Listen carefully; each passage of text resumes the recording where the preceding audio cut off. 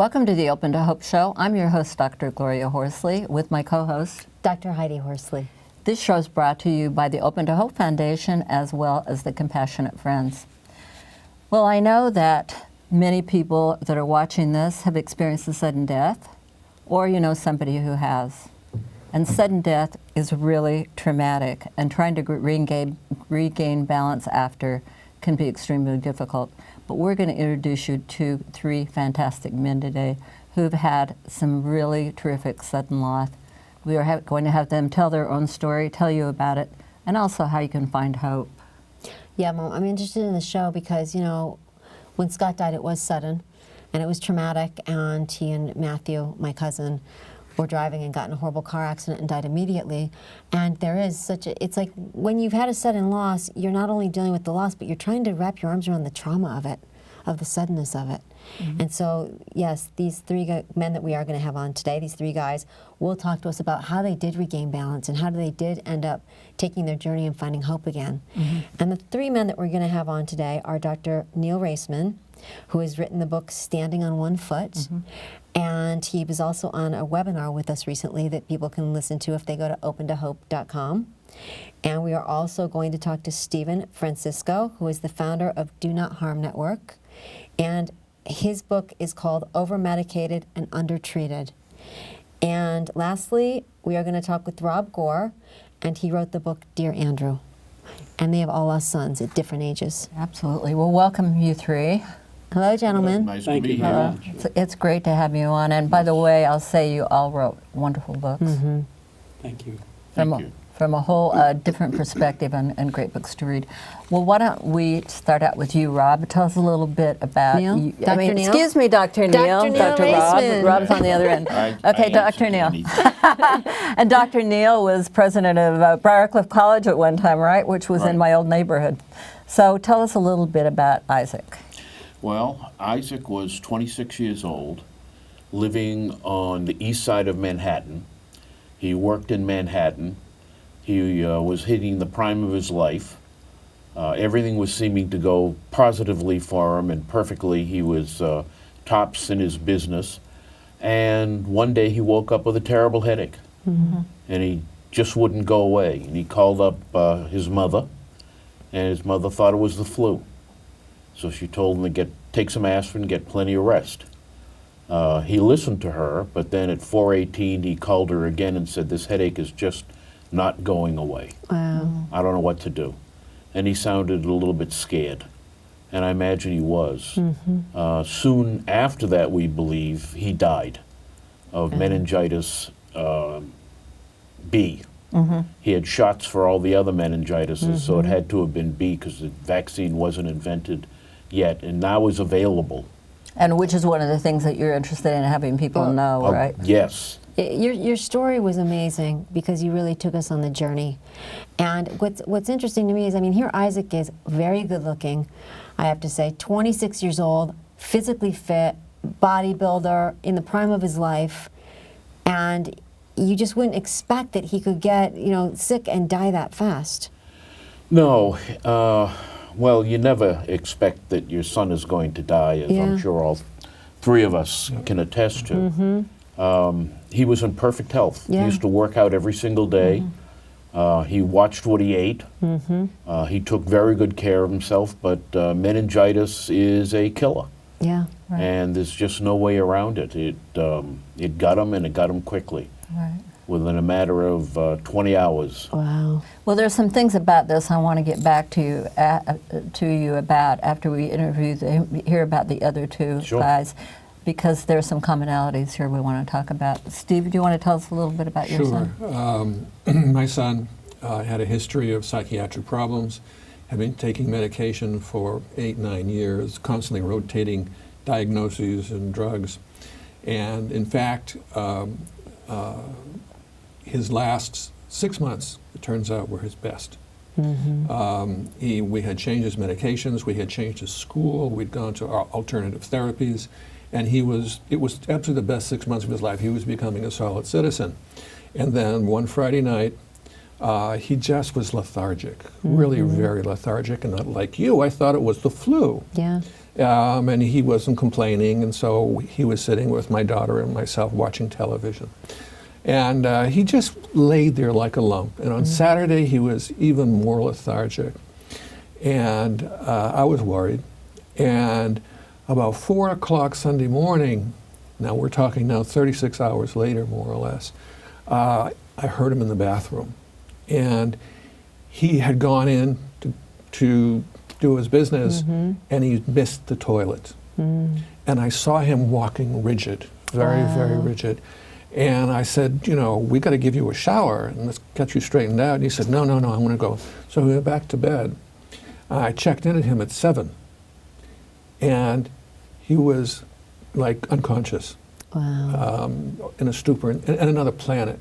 So I called the emergency medical people. They came by right away. By 7:30, he was in the emergency room, and he was having problem breathing, terrible problems breathing. He was turning blue, and I had no idea what was going on, none whatsoever. And it turns out that after a period of time, and without going into too much detail, he went into a coma, from which he never recovered. And it's all in a matter of 36 hours. And it turns out it was a result, a cumulative effect of a certain type of drug that he had been grossly overprescribed, overmedicated. He was getting 50% more of this drug per day than the allowable drug for an adult. Wow, that's But the doctors can do that under the concept of off-label prescribing. They have complete free reign. So he ended up going into the coma, which he never recovered. And eventually, about 5 days after he went into the coma, and he was diagnosed as brain dead, and then we just cut off the respirator. Wow. Wow, yeah. And again, we want to get back to you and talk a little bit more about some of the things that you've done as a result of that. And how about you, Rob? Can you talk about Andrew a little bit? Yes, Andrew was 8 years old, and I was. It was a Thursday. It was May 19th. I went to in 1988. I went to pick him up. I was separated in the last stages of a divorce from my now ex-wife. And I was going to pick him up for my Thursday visitation. And I had just arrived when his playmate pushed him on a wagon into the street. And he was hit. And I could see it developing. I could see the car coming, and I could see him drifting into the street. And there was nothing I could do, although it was years before I could accept that. And he was killed instantly, and the vision of that just kept recurring. It was there was an obsessive repetition in my mind of that whole scenario. Well, you know what comes up for me when I hear this, Rob, is, I mean, I'm a bereaved sibling, I'm not a bereaved parent, but I hear over and over from parents, regardless of how their kids died, we wish we could have done something. We felt like we should have done something. And when my brother died, I've only told my mom this story once, but when my brother died, my mother called me right after he died. And he died in a car accident, and he wasn't with her. And she said to me, "Heidi, I'm so sorry. I'm so sorry." And I said, she was crying, and I said, "Why are you apologizing?" She said, "I'm sorry I didn't save him." And that was so strange for me as a sibling, because I thought, well, we couldn't have done anything. She said, "Yeah, but I should have done something. I was his mother." So I'm wondering if that resonates with all of you. Oh, yeah. With the sudden loss, I mean, being a parent. Actually, I've never met a bereaved parent who did not feel some responsibility or some loss that they could not, that they could not help. The thing about being a parent, putting tragedy aside, Yeah. you've never known guilt until you've had children. I mean, you're always worried. That's true. You're always worried. Yeah. But in these circumstances, it's 1,000 times worse. And there's residual effects that continue. Each day they may diminish a little bit, but they really do stay with you.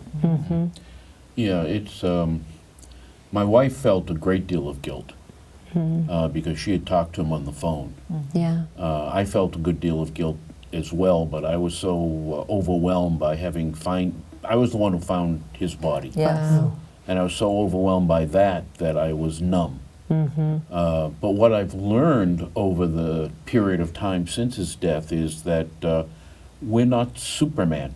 Right. We can't do anything about it. If Yeah. fate is going to step in, fate is going to step in. We do the very best we can, and if we feel we've done the very best we can for our children, then we have got to realize that we cannot control what happens. I mean, Yeah. there's no way we could control meningitis. Exactly. You know, but a doctor told you should have taken him to the That's hospital, true. right? That's true. I was shocked when I read that. I was too. That was upsetting to me that someone would say Yeah, that.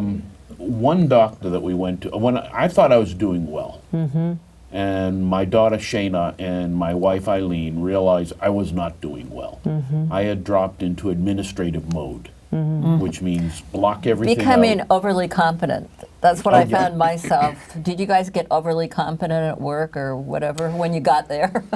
Well, you know, you're dealing with all these emotions, and it's in fact really good to throw yourself into a project because it puts you in a bubble. Yeah. And there's nothing wrong with being But you in a get bubble. so confident. I worked at a Yeah. hospital and consulted with people in automobile accidents and whatever, and I was like so confident it was scary when I think about it.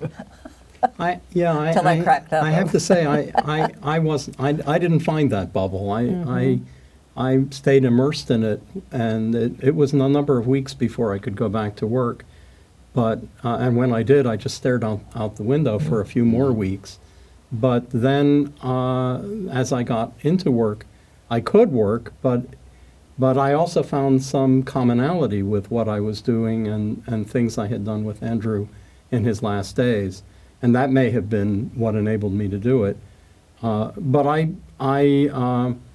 was lucky because I had not only supportive friends, I had very supportive colleagues at work who were able to hear when I was having a hard time, when I was feeling That pain. is lucky for a guy, because I And- don't think that Yeah. happens a agree. lot for guys. Yeah, and Yeah. they would say, "Oh, you know, that's really horrible," and because I could be present, and because Andrew was welcome in all of my circles, I could have those feelings and then go on. That's interesting. You were a scientist and you were in robotics at General Motors, right? That's right. Well, and I wouldn't think of people as being in robotics and a scientist. It's interesting. So you found. I myself worked at a hospital, and I didn't find people were unbelievably awful Yeah. at a hospital. Yeah, it's interesting. I mean, there was a woman there who her expertise was on bone taps for marrow for kids that were dying of cancer. And I walked in and I said, "Oh, I'm so glad to see you." And she turned around and walked off. Wow. You know, it was just like really. She couldn't deal with it. No, she Which is couldn't deal interesting. with it. Yeah. In a medical setting, they don't want people to die. I guess. And Neal, Yeah. did you feel like you had support from We friends had a great and colleagues? deal of support. I was very fortunate. Yeah.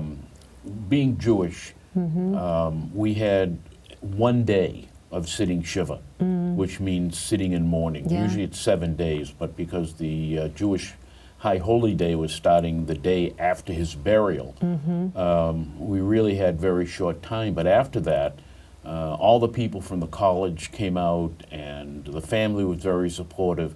We're very lucky because that doesn't always happen. Right. However, you were pretty mad at God, as I remember from your book. No holds barred there. No, there were no holds barred at all. If anyone out I, there is angry at God, get Neal's book and you'll feel so good. yeah, I was very angry. We were quite religious Yeah. for a very long time, and then we went to services on Rosh Hashanah, Yeah. and all the prayers were praising God. And I kept thinking to myself, how in the world can you praise God, who is a child killer? And I just said, no, this is not going to work. And the other thing is, everybody was so happy to see each other. You know, with Happy New Year's, it's so good to Yes. see you. They hadn't seen each other for a long time. We just couldn't stand it. I tried to read Kushner's book, When Bad Things Happen to Yes. Good People. And I had to make an assumption that I was a good person, and I couldn't necessarily prove that. But I tried to read that and try to find something in that during services, and I couldn't. But you did find that matter is neither created or destroyed. A good friend, Rabbi Jonathan Case, came to the house the night that Isaac died, and he said that he's not gone. You know, he quoted the rules of dynamics. I think it's the rules of dynamics. The first one, matter is neither created nor destroyed, and he said his energy is still around. It will always be around. You know, that gave us a little bit of hope. But my argument with God went on for a very long time and still goes on. In fact, at one point, and I write about it in the book, I was so angry that I challenged him to a fist fight. Who won? He didn't show up. I frankly think he knew that I had such righteous wrath that I would have won. Yeah. So Steven, you moved out and actually went kind of after the drug industry in a way, or people who are doing off-label things, right? Well, what happened for me was after really a couple of years, and I'd like to comment on your religious comment. I have for years been a confirmed atheist. There's nothing afterward. There's nothing going on. And after my son's death, I converted to being an agnostic. In the sense that I don't know that much, and I'm arrogant if I'm being an atheist. So I don't really know what's out there, but I'm going to admit I don't know, because this was a real shocker for me. Well, Rob, I just wanted you to mention, given talking about, you know, whether there's a God or just coincidence or what, tell us about the car garage door opener story in your book. Oh my goodness, well. I was blown away. Yeah, well.